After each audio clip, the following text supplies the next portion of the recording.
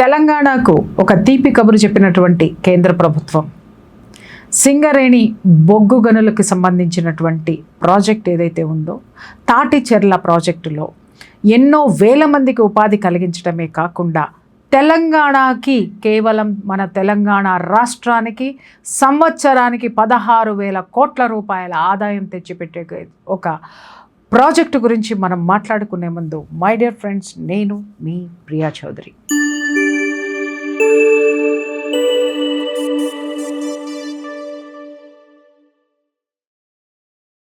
దేశంలోని ఇంధన భద్రతకు అలాగే తెలంగాణకు సింగరేణికి సంబంధించినటువంటి ఒక కీలకమైనటువంటి నిర్ణయం వెలువడింది. అదే తాటిచెర్ల ప్రాజెక్టు 2 బొగ్గు గనికి సంబంధించినటువంటిది. దీని యొక్క ప్రత్యేకతలు ఏమిటి అనంటే, సింగరేణిలో ఉన్నటువంటి బొగ్గు నిల్వలు ఏవైతే ఉన్నాయో అవి సంవత్సరానికి 50 నుంచి 70 మిలియన్ టన్నుల బొగ్గు ఉత్పత్తి అలాగే నిల్వలు జరుగుతున్నాయి. రాను రాను ఆ సింగరేణి ప్రాంతంలో ఉన్నటువంటి కొన్ని బొగ్గు గనుల ప్రాంతాల్లో నిల్వలు తగ్గిపోతూ వస్తున్నాయి. ఇది దేశానికి చాలా చాలా చాలా మైనస్ అవుతుంది. ఎందుకు అనంటే మై డియర్ ఫ్రెండ్స్, మనం వాడేటటువంటి కరెంటుకి సంబంధించినటువంటి విద్యుత్ ప్రాజెక్ట్ మొత్తం కూడా, విద్యుత్ రంగం మొత్తం కూడా ఈ బొగ్గు మీదే ఆధారపడి ఉంది. బొగ్గు ద్వారానే మనం ఎక్కువ విద్యుత్తును ఉత్పత్తి చేసుకుంటున్నాం. అలాంటి కీలకమైనటువంటి ఆ ఇంధన ఉత్పత్తి ఏదైతే ఉందో మరొక ఇంధనం నిల్వల మీద ఆధారపడి ఉంది. ఆ నిల్వలు తగ్గిపోతూ వస్తుండటంతో మళ్ళీ మనము ఇంకొక దేశం మీద దిగుమతులకి, బొగ్గు దిగుమతులకి ఆధారపడవలసినటువంటి అవసరం వస్తుంది. తద్వారా ఆర్థిక పరమైనటువంటి బర్డెన్ కూడా మన మీద పడేటటువంటి, దేశం మీద పడేటటువంటి అవకాశం ఉంది. అలాంటి సందర్భంలో ప్రధానమంత్రి మోదీ నాయకత్వంలో కేంద్ర ప్రభుత్వం ఒక కీలకమైనటువంటి నిర్ణయం తీసుకుంది. భద్రాద్రి కొత్తగూడెం జిల్లా తాటిచెర్ల 2 అంటే బొగ్గు బ్లాక్ 2లో అద్భుతమైనటువంటి బొగ్గు నిలువలు ఉండడం అనేటటువంటిది కేంద్ర ప్రభుత్వం దాన్ని ఫైండ్ అవుట్ చేసింది. దాదాపు ఎంత నిల్వలు ఉన్నాయంటే 187 మిలియన్ టన్నుల బొగ్గు నిల్వలు ఉండడం. మై డియర్ ఫ్రెండ్స్, సంవత్సరానికి 6 నుంచి 7 మిలియన్ టన్నుల బొగ్గు ఉత్పత్తిని మనం అక్కడి నుంచి చేస్తున్నాం. ఆ చేస్తున్నటువంటి బొగ్గు ఉత్పత్తి ఏదైతే ఉందో అది దాదాపు కొన్ని వేల కోట్ల రూపాయలని సింగరేణికి ఆదాయం తెచ్చిపెట్టడమే కాకుండా కేవలం మన తెలంగాణ రాష్ట్రానికే 16,000 కోట్ల రూపాయల ఇన్కమ్ తెలంగాణ రాష్ట్రానికి వస్తుంది. How great it is. అలాగే ఆదాయంతో పాటుగా అక్కడ నేరుగా అక్కడ ఉన్నటువంటి ఆ గనిలో 1,200 మందికి ఉద్యోగం అనేటటువంటిది లభిస్తుంది. 1,200 మంది కుటుంబాలకి జీవనోపాధి కలిగిస్తుంది. అది డైరెక్ట్గా. కానీ ఇక్కడ ఇండైరెక్ట్గా మనం చూస్తే కేవలం 1,200 మందేనా 16,000 కోట్ల రూపాయలు అనంటే దానికి 1,200 మంది అక్కడ నియమించబడేటటువంటి ఉద్యోగులు. ప్రత్యక్షంగా వీళ్ళైతే పరోక్షంగా ఎన్ని రంగాలు దాని మీద ఆధారపడి ఉంటాయో తెలుసా మై డియర్ ఫ్రెండ్స్?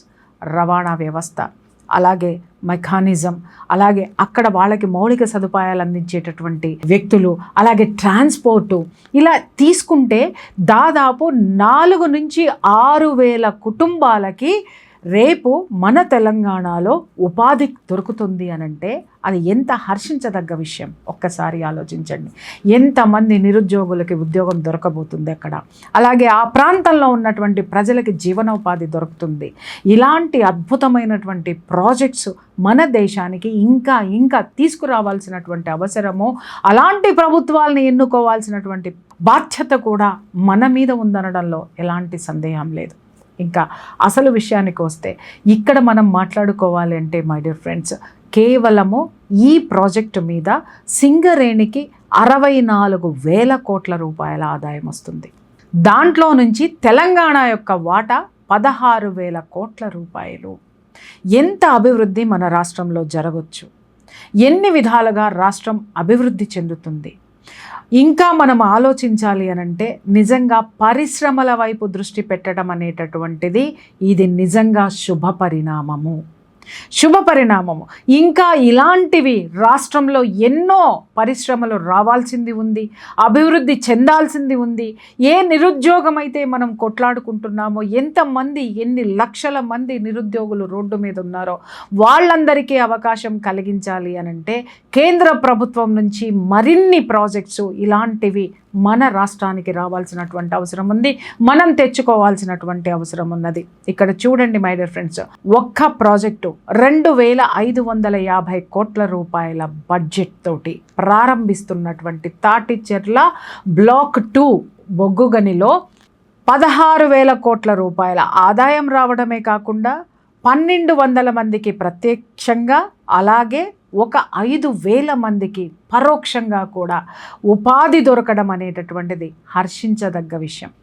ఇంత పెద్ద ప్రాజెక్టుకి మన తెలంగాణ రాష్ట్రానికి తీసుకురావడానికి దోహదం చేసి కృషి చేసినటువంటి వ్యక్తి ప్రధానమంత్రి మోదీ గారితో పాటు మరొకరు ఉన్నారు. వాళ్ళకు కూడా మనం ఈరోజు హృదయపూర్వకంగా థ్యాంక్స్ చెప్పుకోవాల్సినటువంటి అవసరం ఉంది. వారే కేంద్ర మంత్రి కిషన్ రెడ్డి గారు.